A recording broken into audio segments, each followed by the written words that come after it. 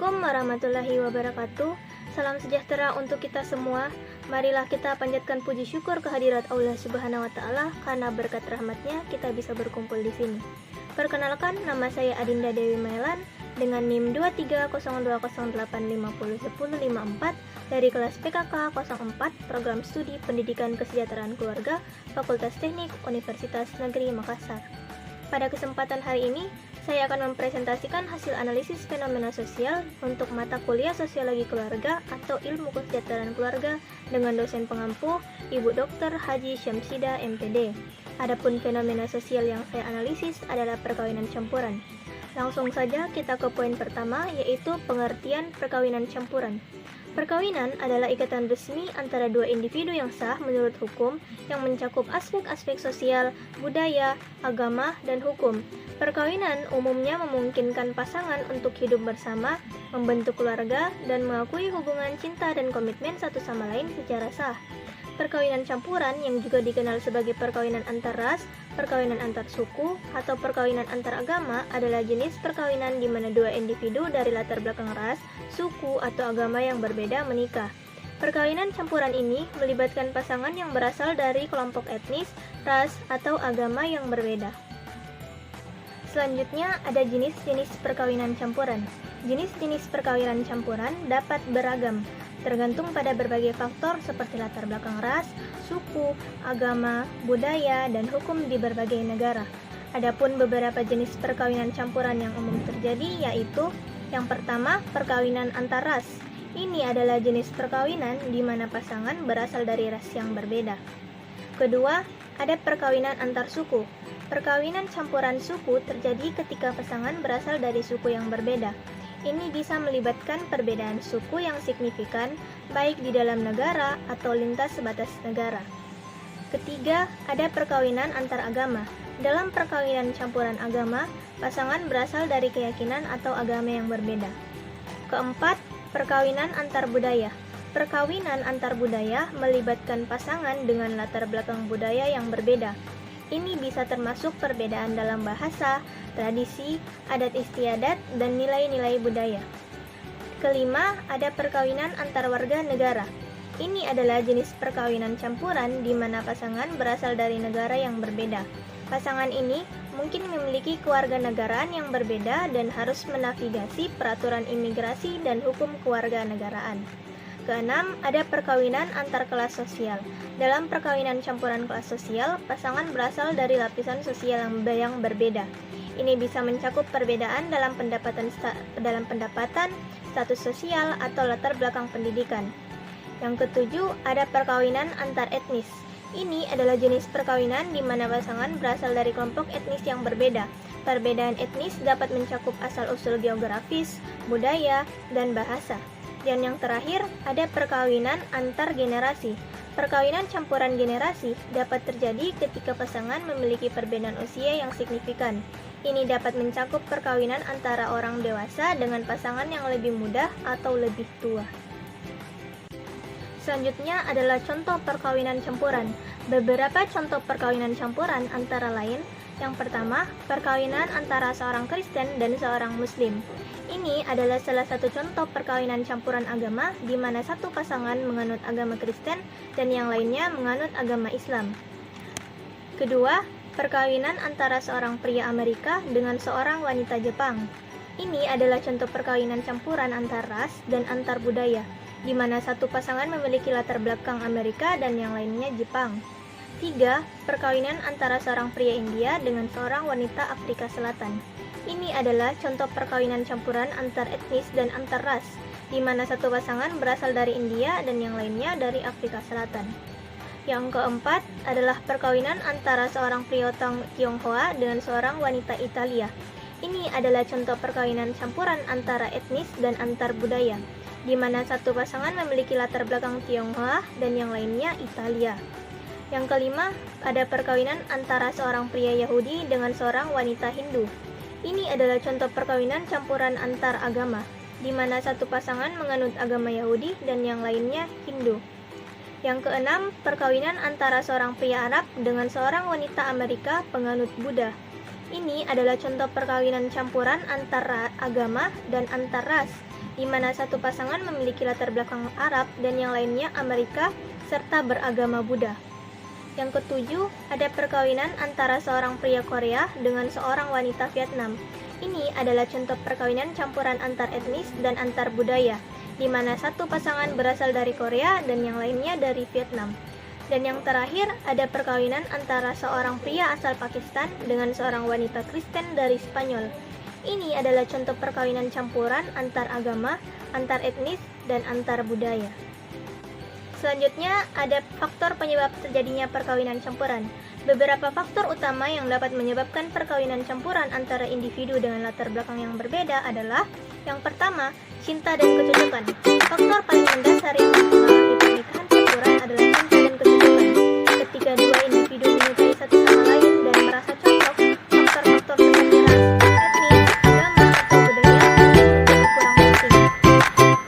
Kedua, ada globalisasi. Perkawinan campuran semakin banyak terjadi di era globalisasi. Meningkatnya mobilitas manusia, perjalanan, dan komunikasi internasional membuat dari berbagai latar belakang untuk bertemu dan berinteraksi. Yang ketiga, ada pendidikan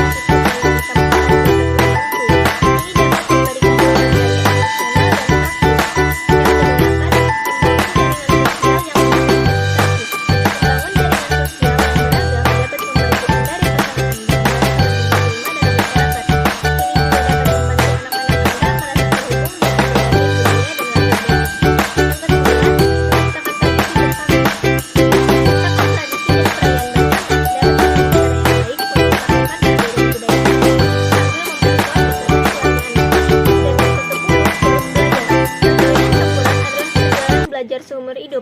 Teruslah belajar satu sama lain, budaya dan tradisi, serta selalu siap untuk tumbuh dan berubah bersama. Itulah tadi pembahasan mengenai perkawinan campuran yang dapat saya sampaikan. Sebagai kesimpulan, perkawinan campuran adalah jenis perkawinan di mana pasangan berasal dari latar belakang budaya, agama, etnis, atau ras yang berbeda. Hal ini dapat menciptakan peluang untuk menghormati keragaman budaya, memperkaya pengalaman hidup, dan mempromosikan toleransi dan pemahaman antar budaya. Namun, perkawinan campuran juga dapat menghadapi tantangan seperti konflik budaya, masalah komunikasi, tekanan sosial, dan masalah hukum terkait agama dan kewarganegaraan. Menghadapi tantangan dalam perkawinan campuran memerlukan komunikasi yang baik, kesediaan untuk belajar satu sama lain, penghormatan terhadap perbedaan, dan dukungan sosial. Meskipun ada hambatan, banyak pasangan campuran berhasil menjalani hubungan yang bahagia dan sehat dengan mengatasi perbedaan budaya dan agama mereka. Kesimpulannya, perkawinan campuran adalah refleksi dari keragaman manusia dan bagaimana interaksi sosial serta nilai-nilai individu dan keluarga berkembang dalam konteks yang beragam. Sekian pembahasan perkawinan campuran dari saya, lebih dan kurangnya mohon dimaafkan. Terima kasih. Wassalamualaikum warahmatullahi wabarakatuh.